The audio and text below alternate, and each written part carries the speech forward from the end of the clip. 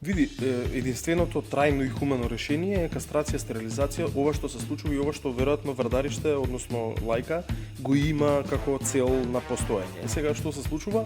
Некој повеќе, некој помалце, зависно од актуелните, кои што ги раководат овие институции, некои го бустаат побрзо да го решат проблемот, односно поентата е да се фатат што повеќе за да можат да се стерилизираат, кастрираат и потоа да се вратат на местата кај што се одземени. Тогаш не се агресивни кучињата?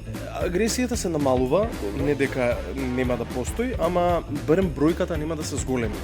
Ти џабе си фатил 7, ако си оставил 3, кои што ќе направат 7-8, па ќе направат 30, и ти со самото оставање си оставаш простор да тоа понатаму нели се мултиплицира.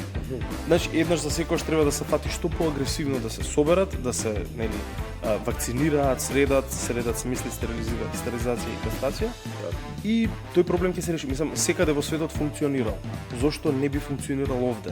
Ја на шала знам да речам, Макдоналдс има франшиза и гарант ја изгубија затоа што некој македонец натре рекол: "Абе, ова ли е марула? Вака ли се прави сендвич?"